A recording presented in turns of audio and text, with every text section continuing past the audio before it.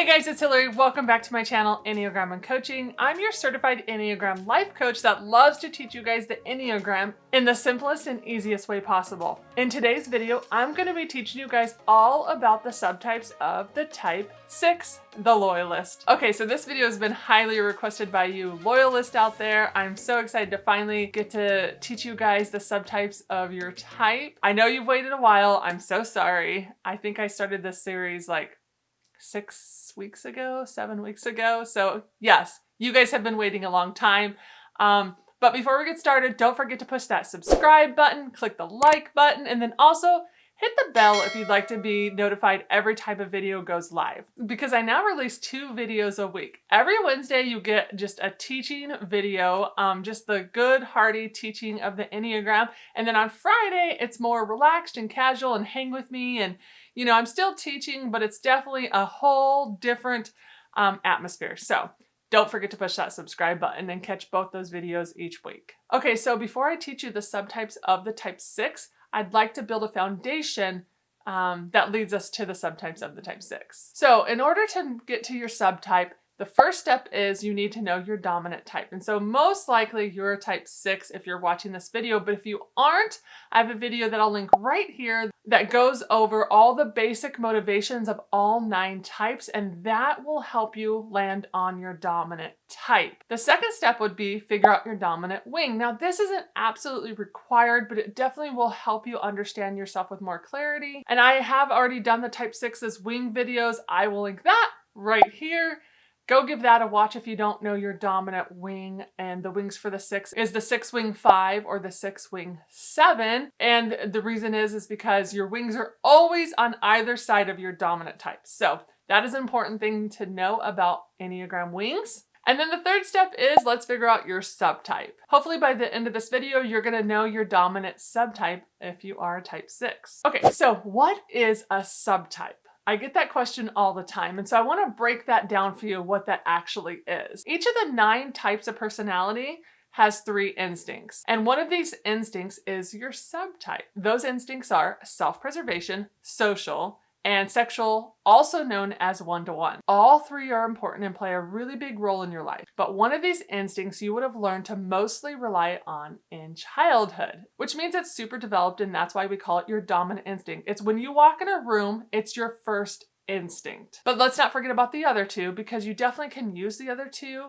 Usually, you use the second instinct a little less, but you still use it in your day-to-day life. And then that third instinct is usually less developed or underdeveloped, and we also would call that a blind spot. And so every type has a dominant instinct, and then that second instinct they use a little bit, and then that third instinct is usually blind. But don't get me wrong, you might have went through things in your life to where all 3 instincts have been needed, and so they are all developed. That actually can happen too. So don't get caught off guard by that, but just listen for today. Which one mostly do you use in life? You might relate to all 3, but which one do you mostly relate to? Can you really see when you walk into a room or you're presented with a situation, which one shows up first? That is what would be your dominant instinct, which we would call your subtype. And subtypes are why the type 6s can look so different. You might be a type 6 and then your friend might be a type 6 and you might go, you know what?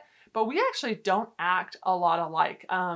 What that means is your core motivations are the same. So you are both a type 6, but you might be a type 6 SP or a type 6 SO or type 6 SX. And each of those type 6s all have a different set of concerns. That's what makes them different. And so yes, you can be the same type, but because of your subtype, you can have a different set of concern. Okay, so let's go ahead and dive into the type 6's 3 instincts. So the first one I want to start with is self-preservation, and we would label that SP. So these 6s are known as the most phobic type of 6. Their fears come out looking like insecurity, worry, and doubt. To make friends, they will be warm and friendly and trustworthy. And the self-pres 6, they actually have a hard time trusting themselves. They will need outside support, and they will want to find a strong person that they can lean on. And so their first instinct is not to go inward and trust themselves. It's more to go outward and trust somebody that they trust first, somebody else's opinion first. So this subtype actually can look like a type 2 because they are warm and friendly, like I said, and they put a lot of energy into developing relationships with others, like the 2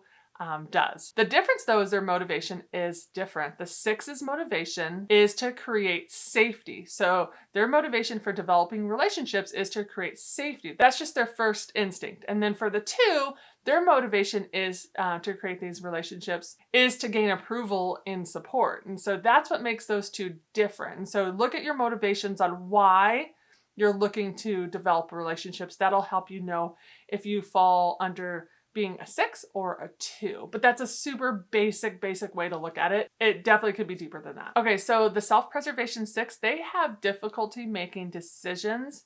And really this comes out of an insecurity in themselves. And so that sets them apart from the social and the sexual 6. They will see the world as less black and white and more gray. And so the social is going to see it more black and white, and I'll get into that in a little bit. But the self-preservation 6, there's a little bit more gray in how they see the world. And the last thing for the self-preservation 6 is they do not try and disguise their neediness and anxiety. They instead use it to gain allies and supporters. They think that being vulnerable will actually get them help from people. So they don't have a problem being vulnerable with other people. So, all right, so let's go ahead and move on to the social 6. Okay, so this 6, unlike the self-preservation 6, does see things as black and white. Like I said earlier, not a lot of gray for them. They actually can resemble 1. You're going to kind of hear that throughout me teaching on the social 6. They mostly feel safe by obeying the rules. They don't necessarily have to find their safety in people and asking people. It's more in the rules and obeying all the rules. That's how they find their safety. They value protocols and procedures, but even though a little bit of this does sound like the 1, the difference is why both of them do it. And the 1 does it, they value all of that because they want to be right. They want to be good, right? Those are their motivations. But the 6, they value, the black and white and the protocols and the procedures and all of that because they are afraid if they don't, things will go wrong. And so that's what, it's not like a right or wrong. It's like they're always afraid that, well, things will go wrong if we don't follow all the rules. Does that make sense? So the social 6, they're the most concerned with fitting in, which I think that actually makes sense being a social 6. They feel like there's safety in numbers. They enjoy the feeling of being a part of something bigger than themselves. That's definitely a social 6. The social 6 can be legalistic, efficient, dutiful. They really want to do what's expected of them. And social 6s can also tend to be controlling, self-critical, and impatient. Now, they see authority in a group as critical. This is important to them. They want authority. They don't ignore authority. Authority is very important to a social 6. And the last thing for them is social 6s can be great team players. And why? It's because they usually put the needs of the team before their own personal needs. And so that's a little bit about the social 6. Let's move on to the last one, which is the sexual or one-to-one type 6. So this one is the counter type of the 6s. Every type has a counter type, and what this means is they don't necessarily look like what you would think a type 6 would look like, and that goes for all numbers. Every type has that counter type, and that type doesn't actually always look like what you would think the number would look like, if that makes sense. So the sexual one-to-one 6 is the counter type, and they are known as the counterphobic 6. So instead of caving to their fears, they push through them, and they will gain strength through walking through their fears. And this will cause them to appear brave and bold and strong. So this 6, instead of actively feeling fearful, they will have an inner belief that when you are afraid, the best defense is a good offense. And so that's a little bit how their mind thinks. So this type of 6, their strength is usually physical. They will more than likely have a strong body. And then this 6 can look like a type 8 actually, because both types can appear strong and intimidating and powerful. And so they actually could get mistyped as each other a lot. But the difference is the 8s, they tend to be fearless. And the sexual 6, they still have fear. They are motivated. They do have this underlying motivation of fear. They just usually don't show it. And so that could be a little difference between the two. And then the last thing is with this 6 is they are a little more defiant of authority than the other 2 types of 6s. So I find the way I think of these 3 subtypes of the 6 is the self-preservation 6 finds their safety in others. They look to others. And then the social 6 finds their safety in obeying rules and authority.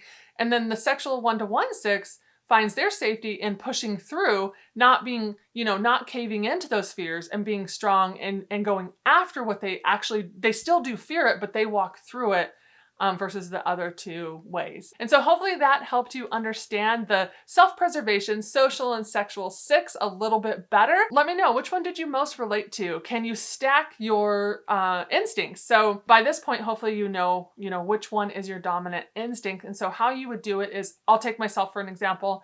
I'm a type 9, social, self-preservation, sexual. So I stack mine SO/SP/SX. And usually you don't even put that third one on there because it is your blind spot. So we don't even usually write that down. I just write SO/SP. So hopefully this helped you guys today. Hopefully this helped you understand yourself a little better and helped you understand those in your life better. That's the reason why I do this, guys, so that you guys can have grace and understanding for yourself and for those in your life. So if this helped you, please give this video a thumbs up and don't forget to push subscribe. I really appreciate it. I appreciate every single person that pushes subscribe.